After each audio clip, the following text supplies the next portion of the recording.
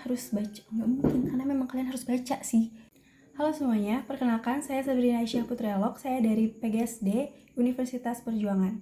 Di video kali ini saya akan mereview tentang sebuah buku yang berjudul Teach Like Finland.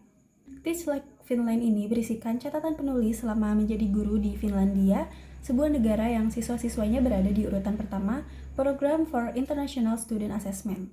Di dalam buku ini, Anda akan mendapat bocoran tentang rahasia sistem pendidikan yang ada di sana. Jadi siapa sih penulis buku ini? Jadi penulis buku ini adalah Timothy D. Walker, adalah seorang guru berkebangsaan Amerika yang tinggal di Finlandia. Segala pengalaman selama mengajar, ia tuangkan dalam buku ini, termasuk perbedaan sistem pengajaran yang ia alami selama menjadi guru di Amerika dan di Finlandia. Ia juga rajin menulis di blognya yaitu Taught by Finland. Sekilas tentang negara Finlandia, jadi negara Finlandia ini telah lama dikenal memiliki sistem pendidikan yang unik namun efektif melahirkan siswa-siswi yang cerdas. Semua itu bisa diraih tanpa membebani anak didik dengan jam pelajaran yang ketat. Jadi di dalam buku ini, kita akan menemukan 33 strategi dan anjuran-anjuran yang sangat mudah diterapkan. Berbagai contoh dan uraian yang ada sangat mudah untuk dipahami dan dipraktekkan di dalam kelas. Negara Finlandia ini tuh menempati peringkat pertama di dunia terkait hasil pendidikannya. Padahal sekolah di sana tuh nggak memberikan pekerjaan rumah seperti sekolah-sekolah lainnya di dunia, termasuk di Indonesia. Di Indonesia kan masih ada kayak masih banyak juga dan menerapkan sistem pekerjaan rumah di sekolah-sekolah. Banyak juga dari berbagai pihak di seluruh dunia tuh bertanya-tanya mengenai hal tersebut. Nah, di buku ini dituliskan oleh sang penulis, katanya tuh ada 5 unsur yang membuat siswa mereka tuh lebih baik dibandingkan siswa-siswa dari negara lain. Jadi 4 unsur di sini tuh merupakan hal yang terkait dengan kegiatan belajar mengajar di sekolah. Sementara satu lagi terkait dengan apa yang dilakukan oleh anak ketika tidak berada di sekolah. Jadi yang pertama itu, sekolah diposisikan sebagai tempat belajar yang menyediakan pendidikan secara seimbang dan menyeluruh dan juga berorientasi pada anak. Jadi memang di sekolah ini difokuskan terhadap sistem pembelajaran kepada anak didiknya. Yang kedua, pemerintah Finlandia sangat memperhatikan mutu pendidikan para pengajar. Jadi untuk meraih keberhasilan mengajar di kelas dibutuhkan guru-guru yang terlatih dengan baik. Nah makanya guru-guru di Finlandia itu nggak sembarang gitu. Yang ketiga, pemerintah di sana juga telah mengembangkan sebuah mekanisme permanen demi meningkatkan keamanan, kesejahteraan, serta kesehatan siswa di semua sekolah. Tujuan utamanya agar hal-hal tersebut tidak menghalangi siswa dalam belajar. Jadi siswa-siswi di sana tuh lebih fokus dalam belajar di sekolah maupun saat sedang tidak belajar di sekolah. Selanjutnya ada kepemimpinan pendidikan di level tengah harus berada di tangan seorang pendidik yang memiliki pengalaman serta berkualitas. Para kepala sekolah di sana selain melakukan tugas kepemimpinan juga diharuskan mengajar. Jadi kan kebanyakan sekolah di Indonesia tuh kalau misalnya kepala sekolah tuh ya udah gitu, hanya mengurusi administrasi di sekolah. Tapi di Finlandia, kepala sekolah juga ikut terjun langsung untuk mengajar kepada siswa-siswanya. Jadi kenapa ini dilakukan? Karena biar mereka tuh tetap memiliki pengalaman langsung di kelas. Jadi mereka tahu nih gitu kan, kayak di dalam kelas tuh seperti apa dan bagaimana.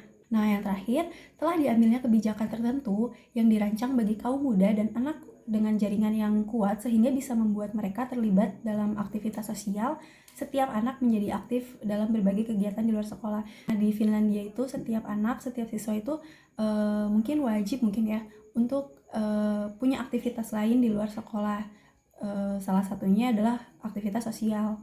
Nah menariknya di negara Finlandia ini, anak-anak tuh terbiasa mempunyai waktu istirahat 5 menit setiap 1 jam pelajaran. Terus mereka menggunakan waktu ini tuh untuk bermain dan bersosialisasi dengan teman sebayanya. Terus mereka juga bisa kembali lagi ke dalam kelas dengan wajah ceria dan lebih fokus pada pelajaran. Metode istirahat sesaat atau jeda saat belajar diterapkan di Finlandia karena membuat mereka tuh lebih segar seharian sehingga lebih maksimal dalam memperhatikan dan menyerap pelajaran. Lalu di buku ini juga ngejelasin tentang penelitian seorang profesor psikologi yaitu Daniel Levitin. Dia profesor ilmu saraf tentang kebiasaan di Universitas McGill. Peneliti ini mengatakan bahwa memberi otak waktu untuk istirahat melalui jeda yang teratur akan mengarahkan seseorang pada produktivitas dan kreativitas yang lebih besar.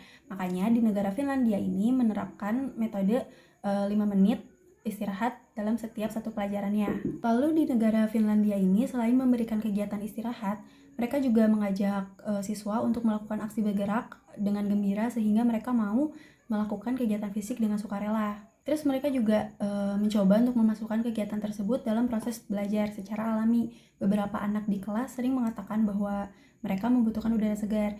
Jadi mereka membuka jendela dan menghirup udara yang masuk. Otak juga butuh udara yang segar kan? Karena dengan membuka jendela ini sirkulasi udara akan menjadi lebih baik. Ini juga merupakan bagian dari pengistirahatan otak. Kayaknya kalau di Indonesia ada metode seperti ini tuh kayaknya lebih nyaman juga gitu kan ke para siswa-siswanya gitu. Jadi nggak gampang suntuk, nggak gampang bosen gitu kan. Jadi mereka lebih bisa fokus. Karena ada juga sebuah penelitian yang menegaskan bahwa alam dapat membantu proses belajar seorang anak, membangun rasa kepercayaan diri, mengurangi gejala gangguan hiperaktif karena kekurangan perhatian, menenangkan anak serta membantu mereka fokus. Jadi kayaknya lebih seru juga gitu ya kalau misalnya kita belajar di luar ruangan. Di buku ini juga penulis mengutip sebuah kutipan dari Profesor Levitin, yaitu Anda perlu memberikan waktu bagi otak Anda untuk beristirahat sehingga dapat mengkonsolidasi semua informasi yang masuk. Jadi istirahat untuk otak itu sangat perlu. Di buku ini juga dijelaskan bahwa di negara Finlandia anak-anak sudah mandiri sejak kecil. Jadi bukan pemandangan yang aneh jika ada murid kelas 5 bahkan kelas 1 pulang ke rumahnya sendiri. Mereka bahkan sudah paham dan tahu bagaimana cara mencapai rumah jika harus mempergunakan kereta bawah. Nah, di negara Finlandia juga memiliki cara yang bisa dilakukan agar anak menjadi mandiri, terutama saat belajar di kelas. Salah satunya berikan kebebasan yang bertanggung jawab pada siswa sehingga ia bisa mandiri namun tidak melanggar koridor yang ada. Lalu mulailah dengan memberikan kepercayaan, tidak memberikan kekangan, serta mengajak siswa untuk memikul tanggung jawab. Anak akan termotivasi ketika guru menunjukkan hal yang menandakan ia dipercayai melakukan sesuatu. Bentuknya itu bisa dari tugas mandiri yang hanya membutuhkan instruksi sederhana dari guru. Siswa umumnya menjadi antusias jika diberikan beberapa variasi pilihan. Lalu buatlah rencana belajar bersama. Para murid diberikan hak suara untuk membuat aturan dalam pembelajaran. Pastikan semua orang mengetahui hak dan mempergunakannya demi kepentingan proses belajar di kelas. Ada juga kutipan dari Jean Piaget. Tujuan pendidikan bukanlah meningkatkan pengetahuan, namun untuk menciptakan kemungkinan bagi seorang anak untuk menemukan dan bereksplorasi, untuk menciptakan manusia yang mampu melakukan hal-hal yang baru. Si penulis menulis di bukunya dengan menerangkan beberapa strategi pengelolaan kelas guna mengembangkan penguasaan siswa. Jadi, kita bisa mengajarkan materi pelajaran tertentu dengan mempergunakan Project Based Learning atau yang disingkat PBL. Instruksi yang beragam dalam buku panduan membuat guru bisa sangat fleksibel dalam mengatur materi sehingga bisa disesuaikan dengan kebutuhan dalam kelas. Jadi, guru jangan mengabaikan buku pegangan karena itu sangat membantu untuk mengukur sejauh mana nih pencapaian materi siswa. Manfaatkan buku pegangan secara maksimal. Materi pembelajaran jika dipergunakan secara strategis akan membantu siswa menguasai isi pembelajarannya. Lalu memanfaatkan teknologi yang ada guna menunjang proses belajar. Tidak ada yang terlalu cepat bagi siswa jika tujuannya untuk pembelajaran. Ini bisa membawa kegembiraan yang berdampak pada semangat belajar dan pencapaian nilai. Lalu ada juga metode di mana guru meminta siswa menguraikan apa yang ia pelajari. Ini merupakan pembuktian dari apa yang sudah ia pelajari. Buat tes yang menuntut siswa membuktikan jawaban mereka melalui pertanyaan yang terbuka. Hal ini juga untuk membuktikan bahwa pembelajaran mereka dapat diterapkan dalam banyak aspek kehidupan. Lalu diskusikan nilai yang diperoleh siswa. Jika mereka merasa harus mendapat nilai tinggi, padahal materi yang ia kuasai masih kurang, beri peringatan. Tetapkan standar nilai bersama yang harus didapati. Si penulis juga menjelaskan bahwa meskipun kadang tidak merasa nyaman, tapi mendiskusikan nilai dengan siswa membantu siswa lebih memahami peran mereka dalam menentukan nilai mereka sendiri. Lalu ada juga metode yang berorientasi pada kelimpahan atau evidence oriented, merupakan hasil pemikiran dari seorang peneliti yang bernama Raj Harunathan. Dalam metode ini, setiap individu mendapat ruang untuk tumbuh dan berkembang. Mereka mengerjakan apa yang membuat diri mereka merasa bahagia, termasuk dalam proses belajar. Nah, di Finlandia juga menerapkan metode ini. Tanda paling jelas dari penerapan metode ini adalah adanya jumlah kolaborasi yang signifikan antara para pengajar. Beberapa hal yang bisa dilakukan yaitu kolaborasi melalui kopi, menyambut para ahli, melepaskan diri dengan berlibur, dan jangan lupa berbahagia. Jadi bukan hal yang aneh jika ada guru yang mengundang guru kelas lain untuk memberikan pelajaran di kelas mereka. Hal ini menunjukkan guru dihargai karena keahliannya. Cara ini juga bisa membawa suasana dan semangat baru bagi siswa. Nah, di Finlandia juga setiap guru mengisi liburan musim panas dengan kegiatan berlibur yang menyenangkan. Sementara di Amerika, liburan dipergunakan oleh para guru untuk mengikuti berbagai seminar hingga berkunjung ke rumah siswa. Nah, si penulis menjelaskan ini dalam bukunya. Jadi bukan hanya siswa ataupun cara mengajarnya yang sangat berbeda, tapi bagaimana guru juga berbeda nih antara di Amerika dan juga di Finlandia. Si penulis juga menerangkan bahwa kebahagiaan guru tuh perlu diperhatikan, salah satunya dengan liburan. Dengan liburan, tenaga akan terisi untuk memulai kelas yang baru. Jadi, untuk memulai kelas yang baru, guru juga semangat dan memancarkan aura ataupun kayak vibes yang memang menyenangkan di dalam kelasnya. Kesimpulan yang aku dapat setelah membaca buku ini adalah suksesnya pendidikan bukan ditentukan dari panjangnya waktu siswa belajar di dalam kelas, namun lebih karena kegembiraan mereka saat berada di dalamnya. Terus juga guru perlu menciptakan hubungan saling memiliki yang kuat antara anggota kelas dan guru, siswa dan guru. Di antaranya dengan mengenal setiap anak secara individu. Karena di dalam kelas di Finlandia itu, siswa di dalam kelasnya itu tidaklah banyak gitu. Cuman kayak beberapa orang, berapa puluh kayak gitu. Terus di dalam buku ini juga setiap siswa tuh sebagai individu yang berbeda. Sehingga diperlakukan yang mereka terima juga akan berbeda satu sama yang lain. Jadi tidak menyamaratakan semua siswa. Jadi kita sebagai guru harus fokus terhadap murid-muridnya. Lalu yang menarik adalah saat memberikan materi pelajarannya.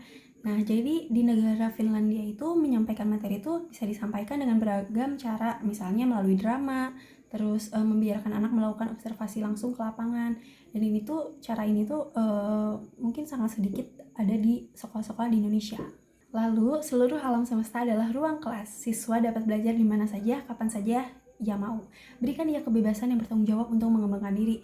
Nah, metode ini kan diterapkan di Finlandia, sedangkan di negara Indonesia tuh mungkin masih sangat kurang gitu ya dalam menerapkan metode ini.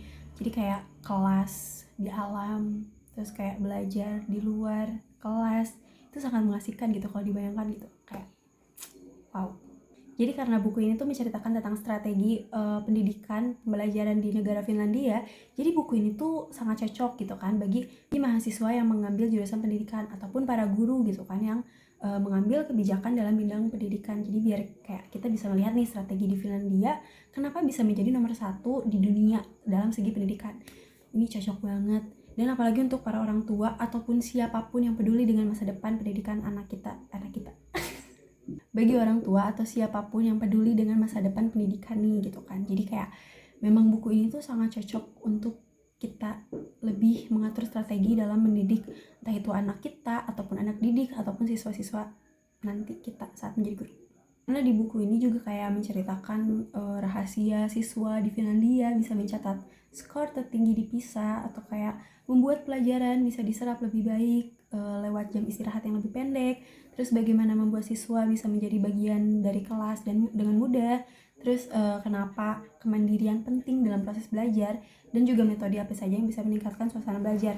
Jadi memang buku ini tuh sangat direkomendasikan untuk siapapun yang memang peduli ataupun ingin studi banding gitu ya. Karena jauh nih gitu kan, kalau bisa kita harus ke negara Finlandia gitu kan. Jadi dalam buku ini tuh sangat dijelaskan secara detail bagaimana sistem pendidikan yang ada di Finlandia. Jadi kita bisa lihat gitu kan perbandingan antara di negara kita dan di negara Finlandia. Tapi kalau dipikir-pikir memang susah gitu kan kalau misalnya harus membuat ataupun mengubah sistem pendidikan yang ada di Indonesia dengan cara metode yang ada di negara Finlandia. Tapi mungkin metode yang ada di negara Finlandia itu mungkin untuk di beberapa negara tuh sangat susah untuk dipraktekkan ataupun kayak susah diterapkan ke dalam sistem pendidikan karena sudah mempunyai budaya pendidikannya di negara masing-masing. Begitu juga sepertinya di Indonesia. Kayak kalau dipikir-pikir tuh di Indonesia kalau mengubah cara metode seperti negara Finlandia mungkin akan susah gitu kan, karena budaya pendidikan yang ada di Indonesia itu udah kayak gitu kan. Tapi setidaknya kita sudah kayak tahu gitu strategi yang memang bagus untuk diterapkan entah itu kepada anak didik kita nanti ataupun pada anak kita nanti gitu. Sebagai calon pengajar, aku sangat menunggu dan menanti-nanti banget untuk menerapkan metode yang ada di Finlandia ke kelas aku nanti gitu kan.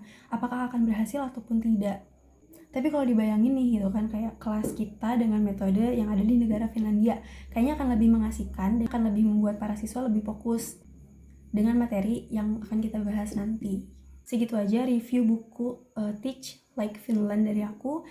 Mungkin kalian harus baca, nggak mungkin, karena memang kalian harus baca sih, kayak strategi, metode bagaimana negara Finlandia bisa menjadi negara dengan pendidikan nomor 1 di dunia. Oh my god. Jadi kalian harus baca. Jadi segitu aja review dari aku. Terima kasih yang telah menonton video ini sampai selesai. Salam sejahtera, salam pendidikan.